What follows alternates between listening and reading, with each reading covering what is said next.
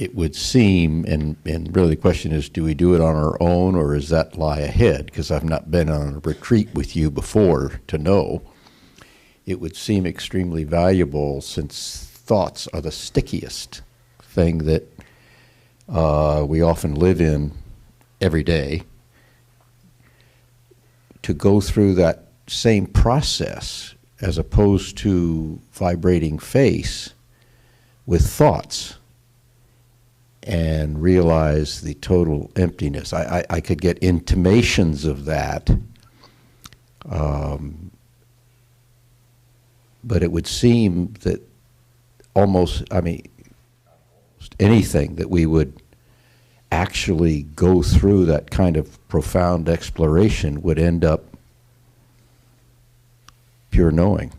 That's right. You're right. You can do the same exploration with thought as we did this morning with sensation. And so, for instance, now, to take any thought or a series of thoughts, or just allow a series of thoughts to appear, and it doesn't matter what the thoughts are, because the nature of every thought must be the same. It is thought, yes? So we can proceed to the reality of thought or mind in two steps. We just break it down into two steps to make it simple and experiential.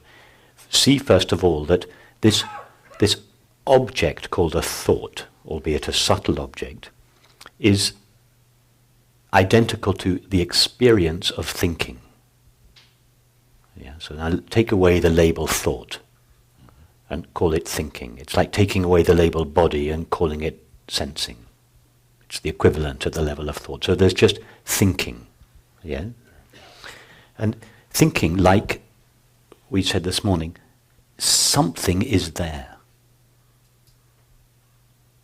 When you had this, when we started with the face and it was just vibrating, and I asked the question last night, what is it that is vibrating? If you were to touch that vibration, what kind of stuff would you touch? Now, do the same with thinking. Thinking is something. We don't know what it is, but it is something.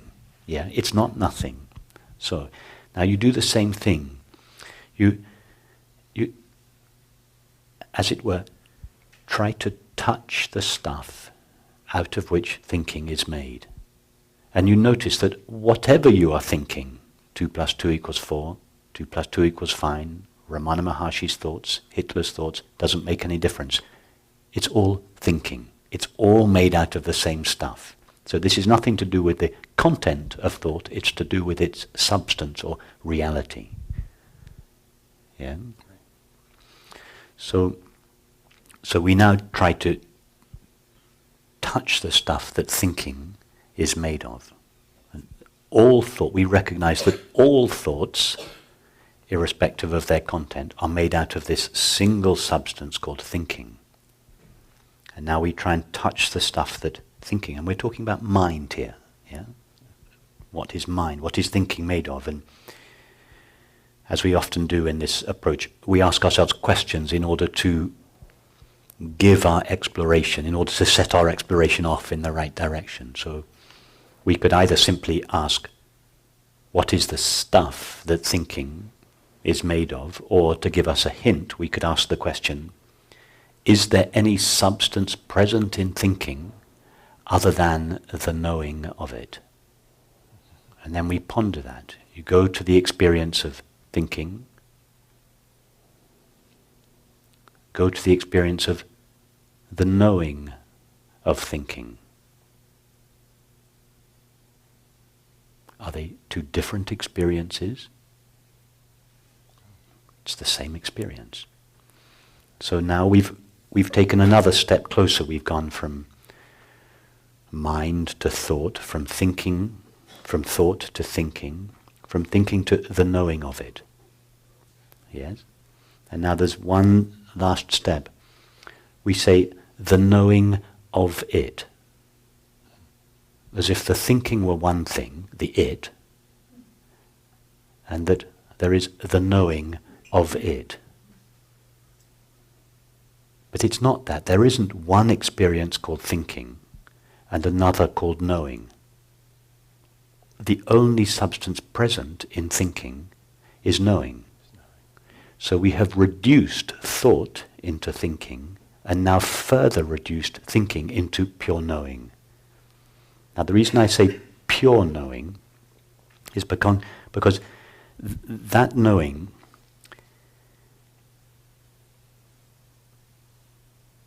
is the substance of all thoughts. Ramana Maharshi's thoughts and Hitler's thoughts, yes?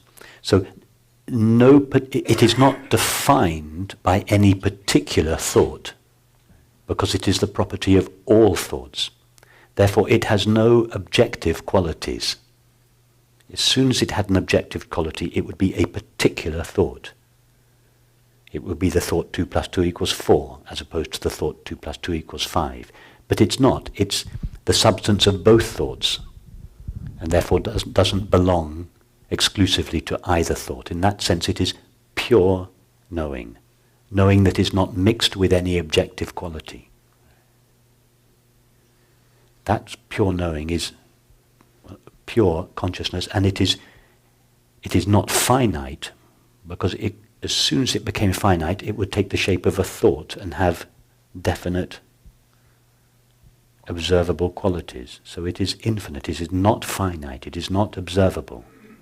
But yet it is the substance of all thinking. It is the reality of the mind. That is, pure consciousness is the reality of the mind. So now we have done to the mind what we this morning did to the body. The body made out of matter, we arrived at pure being as a halfway house. And we've now just reduced the mind to pure knowing. But just like we saw this morning, that the being that underlies the sensation is identical to the knowing of it. And now we can do it the other way around. The knowing that we have arrived at, what is the second quality of this knowing? We know that knowing is knowing. What is the second thing we can say about it? It has no objective qualities, it is empty.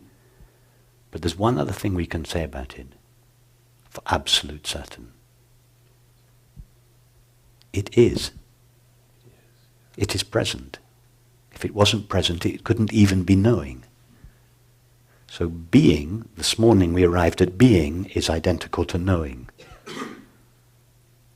Now we've arrived at the conclusion, because we've gone a different route via the mind rather than via matter. We've realized that knowing is. There's no such thing as knowing without being. So whichever route you go, whether you go the route of via matter, through the body or through the world, or through mind, you arrive at the same conclusion. You first of all have these two emptinesses, the emptiness of being and the emptiness of knowing, and whichever one you start with, you arrive at the same conclusion. It is the emptiness of knowing being, all written all one word, or being knowing.